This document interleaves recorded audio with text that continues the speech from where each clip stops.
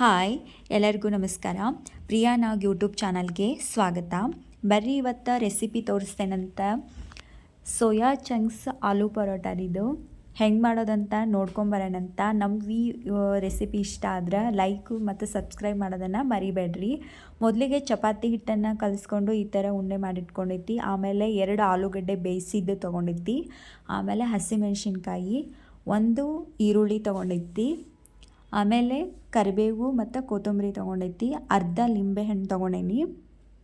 ಆಮೇಲೆ ಅದಕ್ಕೆ ಬೇಕಾದಂಥ ಮಸಾಲೆ ಪದಾರ್ಥಗಳನ್ನ ತೊಗೊಂಡೇನಿ. ಮೊದಲಿಗೆ ಏನು ಮಾಡಬೇಕು, ಬಿಸಿನೀರೊಳಗೆ ಈ ಸೋಯಾ ಚಂಕ್ಸ್ನ ಹಾಕಿ 5 ನಿಮಿಷ ಬಿಡಬೇಕು.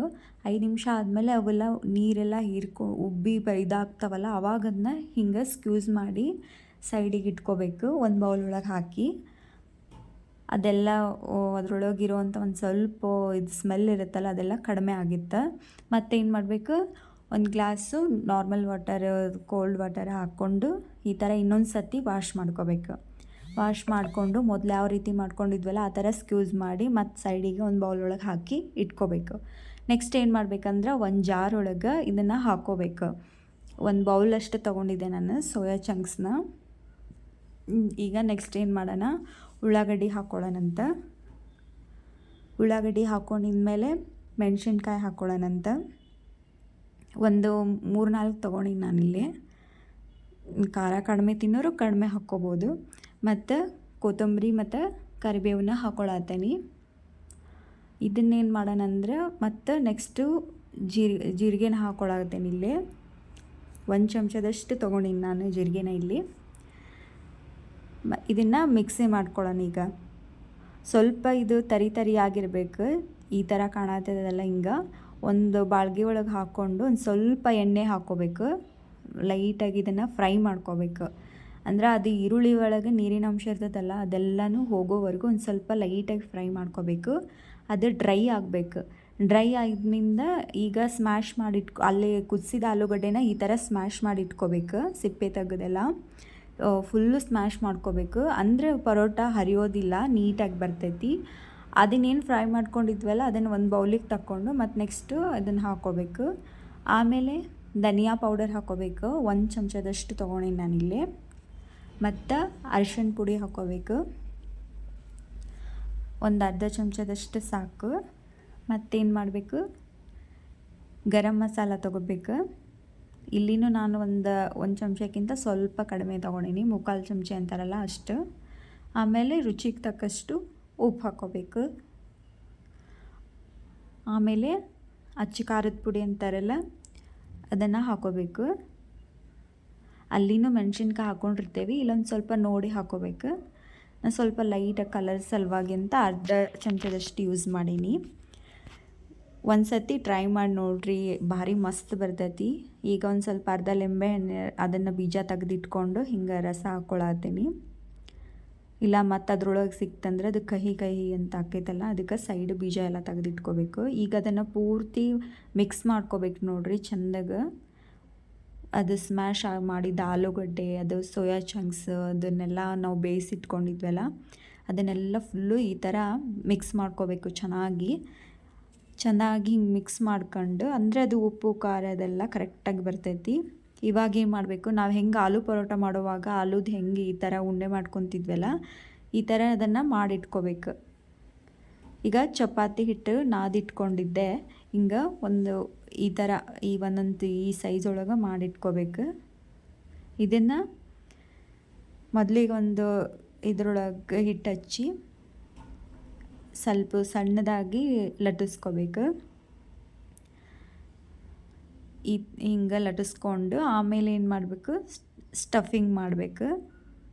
ಎಲ್ಲ ಸೇಮ್ ಹೆಂಗೆ ಪರೋಟ ಮಾಡ್ತೇವಲ್ಲ ಆಲೂ ಪರೋಟ, ಅದೇ ಥರ ಸ್ವಲ್ಪ ಇಲ್ಲಿ ಐಟಮ್ಸ್ ಅಷ್ಟೇ ಚೇಂಜ್ ಆಗ್ತೈತಿ. ಹಿಂಗೆ ಅದರೊಳಗೆ ಹೂರ್ಣ ಥರ ತುಂಬಿ ಅದನ್ನ ಒಳಗಡೆ ಹಿಂಗೆ ಇದು ಮಾಡಿಕೊಂಡು ಅದನ್ನ ನೀಟಾಗಿ ಕ್ಲೋಸ್ ಮಾಡ್ಕೋಬೇಕು ಬಾಯಿ. ಇಲ್ಲಾಂದ್ರೆ ಮತ್ತೆಲ್ಲ ಹೊರಗೆ ಬಂದುಬಿಡ್ತೈತೆ ಅದೆಲ್ಲ. ಅದು ನಾವೇನು ತುಂಬಿದ್ವಲ್ಲ ಅದನ್ನು ಜಾಸ್ತಿ ಹತ್ತಿಕ್ಕಿ ಲಟ್ಟಿಸ್ಬಾರ್ದು. ಹಂಗೆ ಲೈಟಾಗಿ ಸ್ವಲ್ಪ ಹಿಟ್ಟು ಹಾಕ್ಕೊಂಡು ಲಟ್ಟಿಸ್ಕೋಬೇಕು. ಒಂದು ಸ್ವಲ್ಪ ಹೊರಗೆ ಬಂದರೂ ಏನು ಪ್ರಾಬ್ಲಮ್ ಇಲ್ಲ, ಅದು ನಡೆಯುತ್ತೆ. ಈಗ ನೆಕ್ಸ್ಟ್ ಇನ್ನೊಂದು ಥರ ಹೆಂಗೆ ಮಾಡೋದಂತ ತೋರಿಸ್ತೀನಿ. 2 ಥರನೂ ಮಾಡ್ಬೋದು. ಈಗ ಒಂಥರ ತೋರಿಸಿದೆ. ಇವಾಗ ಇದೊಂಥರನೂ ಹೆಂಗೆ ಮಾಡ್ಬೋದು ಅಂತ ತೋರ್ಸಾತೀನಿ. ಈಗ ಪ್ಲೇನಾಗಿ ಈ ಥರ ದೊಡ್ಡದಾಗಿ ನಾವು ಹೆಂಗೆ ಚಪಾತಿ ಮಾಡ್ಕೋತೇವಲ್ಲ ಹಂಗೆ ಚಪಾತಿ ಮಾಡ್ಕೋಬೇಕು. ಆಮೇಲೆ ಏನು ಮಾಡಬೇಕು, ಪೂರ್ತಿ ನೀಟಾಗಿ ಎಣ್ಣೆ ಹಾಕ್ಕೋಬೇಕು. ನೀವು ಬೇಕಂದ್ರೆ ತುಪ್ಪನೂ ಹಾಕ್ಕೋಬೋದು. ಈಗ ಎಣ್ಣೆ ಹಾಕ್ಕೊಂಡಿಂದ ಏನು ಮಾಡಬೇಕು, ಅಚ್ಚ ಖಾರದ ಪುಡಿ ಅಂತವಲ್ಲ ಅದನ್ನು ಒಂದು ಚಮಚದಷ್ಟು ತೊಗೊಂಡೀನಿ. ಹೀಗೆಲ್ಲ ಎಣ್ಣೆ ಎಲ್ಲ ಹಾಕಿರ್ತೇವಲ್ಲ ಅದನ್ನ ಪೂರ್ತಿ ಹಿಂಗೆ ಸ್ಪ್ರೆಡ್ ಮಾಡ್ಕೋಬೇಕು ನೀಟಾಗಿ. ಬೇಕಂದ್ರೆ ನೀವು ಒಂದು ಸ್ವಲ್ಪ ಉಪ್ಪನ್ನು ಹಾಕ್ಕೋಬೋದು. ನಾನಿಲ್ಲಿ ಉಪ್ಪೇನು ಹಾಕಿಲ್ಲ. ಹಿಟ್ಟು ಕಲಸೋವಾಗ ಒಂದು ಸ್ವಲ್ಪ ಉಪ್ಪು ಹಾಕಿರ್ತೀನಲ್ಲ, ಮತ್ತು ಅಲ್ಲಿನೂ ಸ್ಟಫಿಂಗ್ ಮಾಡೋವಾಗ ಉಪ್ಪು ಹಾಕಿರ್ತೈತಿ. ಭಾಳ ಜಾಸ್ತಿ ಉಪ್ಪು ಅನಿಸ್ತೈತಿ, ಅದಕ್ಕೆ ಹಾಕಿಲ್ಲ, ನಾನು ಸ್ಕಿಪ್ ಮಾಡ್ಬೋದು. ಈ ಥರ ಇದನ್ನು ರೋಲ್ ಮಾಡ್ಕೋಬೇಕು ನೀಟಾಗಿ. ಹಿಂಗೆ ರೋಲ್ ಮಾಡ್ಕೊಂಡು ಚೆನ್ನಾಗದು ಇದು ಬರಬೇಕಲ್ಲ, ಹಿಂಗೆ ಫೋಲ್ಡ್ ಮಾಡಿ ಅದನ್ನು ಹತ್ತಿಕ್ಕಿ ಸ್ವಲ್ಪ ಹಿಟ್ಟು ಹಚ್ಚಿ ಲಟ್ಟಿಸ್ಬೇಕು. ಆಗಲ್ಲಿ ಮಾಡ್ಕೊಂಡ್ವಲ್ಲ ಅದೇ ಸೈಜ್ ಅಳತೆ ಒಳಗೆ ಒಂದು ಚೂರು ಸಣ್ಣದಾಗಿ ಲಟ್ಟಿಸ್ಕೋಬೇಕಷ್ಟೇ. ಹಿಂಗೆ ಮಾಡಿದ್ರೂ ಮಸ್ತಾಗಿ ಬರ್ತೈತಿ, ಹಾಗೂ ಬರ್ತೈತಿ. ಯಾವ ಥರ ನಿಮ್ಗೆ ಇಷ್ಟ ಆಗ್ತೈತೆ ಆ ಥರ ಮಾಡ್ಕೋಬೋದು. ಈಗ ಅದು ಮಾಡಿಟ್ಕೊಂಡಿದ್ವಲ್ಲ ಸ್ಟಫಿಂಗು ಒಳಗಡೆ ಹಿಂಗೆ ತುಂಬಬೇಕು. ನೀಟಾಗಿ ತುಂಬಿ ಕ್ಲೋಸ್ ಮಾಡ್ಬೇಕು ಅದನ್ನು, ಅಂದರೆ ಹರಿಯೋದಿಲ್ಲ. ಈಗ ಸ್ವಲ್ಪ ಹಿಟ್ಟು ಹಾಕ್ಕೊಂಡು ನಿಧಾನವಾಗಿ ಮೇಲೆಲ್ಲ ಹಿಂಗೆ ಹಗುರ್ಕ ಲಟ್ಟಿಸ್ಬೇಕು. ಜಾಸ್ತಿ ಹತ್ತಿಕ್ಕೆ ಲಟ್ಟಿಸಿದ್ರೆ ಅದು ಒಳಗಿಂದೆಲ್ಲ ಹೊರಗೆ ಬಂದುಬಿಡುತ್ತೆ. ಅವಾಗೆಲ್ಲ ಮಸ್ತ್ ಸರಿಯಾಗಿ ಬರೋಂಗಿಲ್ಲ. ಆಲೂ ಪರೋಟ ಮಾಡ್ಕೊಂಡು ತಿಂದ ಬೇಜಾರಾದಾಗ ಈ ಥರ ಮಾಡ್ಕೋಬೋದು. ಈಗೇನು ಮಾಡಬೇಕು, ಬೇಯಿಸ್ಕೋಬೇಕು. ತೆವಿಕಾದ್ಮೇಲೆ ಸ್ವಲ್ಪ ಎಣ್ಣೆ ಅಥವಾ ತುಪ್ಪ ಯೂಸ್ ಮಾಡ್ಕೋಬೋದು. ಸ್ವಲ್ಪ ಜಾಸ್ತಿನೇ ಎಣ್ಣೆ ಹಾಕಿ ಒಂದು ಸ್ವಲ್ಪ ಫ್ರೈ ಮಾಡ್ಕೋಬೇಕಂದ್ರೆ ಚೆನ್ನಾಗಿ ಬರ್ತೈತಿ. ಮನೇಲಿ ಒಂದು ಸತ ಮಾಡಿ ನೋಡಿರಿ, ಟ್ರೈ ಮಾಡಿರಿ ಹೆಂಗಾಗುತ್ತೆ ಅಂತೇಳಿ. ಪ್ರೋಟೀನ್ ಭಾಳ ಜಾಸ್ತಿ ಇರ್ತೈತೆ ಅಲ್ರಿ ಸೋಯಾ ಚಂಕ್ಸ್ ಒಳಗೆ.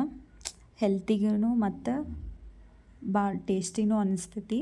ಭಾಳ ಚಲೋ ಇದ್ರಿ ಇದು. ಈಗ ನೋಡಿರಿ ಈ ಥರ ಮಸ್ತಾಗಿ ಉಬ್ಬಿ ಬರ್ತಾವೆ. ಚಪಾತಿ ಆಮೇಲೆ ರೊಟ್ಟಿ, ಅದೇ ದೋಸೆ ಇದನ್ನೆಲ್ಲ ತಿಂದು ಬೇಜಾರಾದಾಗ ಈ ಥರ ಒಂದು ಸತ ಟ್ರೈ ಮಾಡಿ ನೋಡಿರಿ ಎಷ್ಟು ಮಸ್ತ್ ಬರತೈತಿ. ನೀವು ಒಂದು ಸತ ಮನೆಗೆ ಟ್ರೈ ಮಾಡಿ ನೋಡಿರಿ, ಹೆಂಗೆ ಬಂತಂತ ಕಮೆಂಟ್ ಮಾಡಿರಿ. ಈ ರೆಸಿಪಿ ಏನಾದರೂ ನಿಮ್ಗೆ ಇಷ್ಟ ಆದ್ರೆ ಲೈಕ್ ಮತ್ತು ಸಬ್ಸ್ಕ್ರೈಬ್ ಮಾಡೋದನ್ನು ಮರಿಬೇಡ್ರಿ. ಈಗ ಇನ್ನೊಂದು ಥರ ಮಾಡಿದ್ವಲ್ರಿ, ಅದನ್ನು ಬೇಯಿಸಿ ತೋರ್ಸಾತೀನಿ ಅದು ಹೆಂಗೆ ಕಾಣತೈತಿ ಅಂತ. ಅದು ಕೂಡ ಮಸ್ತಾಗಿ ಬರ್ತೈತಿ. ಎರಡೂ ರೀತಿಯೂ ಮಾಡ್ಕೋಬೋದು. ನಾನು ಇಲ್ಲಿ ಆನಿಯನ್ನು ಕಟ್ ಮಾಡಿನೂ ಹಾಕ್ಕೋಬೋದಿತ್ತು, ಬಟ್ ಅದು ಹಾಕ್ಕೊಂಡ್ರೆ ಏನಾಗುತ್ತೆ, ನಾವು ಲಟ್ಸೋವಾಗ ಅದು ಎಲ್ಲ ಹರಿದು ಬಿಡ್ತೈತಿ. ಇದು ಜಾಸ್ತಿ ನಾವು ದೊಡ್ಡದಾಗಿ ಮಾಡೋಕ್ಕಾಗಲ್ಲ ಅಂಥೇಳಿ ಇದು ನಾನು ಮಿಕ್ಸಿ ಮಾಡಿ ಅದು ನೀರಿನ ಅಂಶ ಎಲ್ಲ ಹೋಗೋವರೆಗೂ ಫ್ರೈ ಮಾಡ್ಕೊಂಡು ಈ ಥರ ಮಾಡೇನಿ. ನೀವು ಒಂದು ಸತ ಮನ್ಯಾಗ ಟ್ರೈ ಮಾಡಿರಿ, ಹೆಂಗೆ ಬಂತು ಅಂತ ನಾನು ಹೇಳ್ರಿ. ಎಲ್ಲರಿಗೂ ನಮಸ್ಕಾರ. ನಿಮಗೆಲ್ಲರಿಗೂ ಈ ಒಂದು ರೆಸಿಪಿ ಇಷ್ಟ ಆಗಿದೆ ಅಂದ್ಕೊತೀನಿ.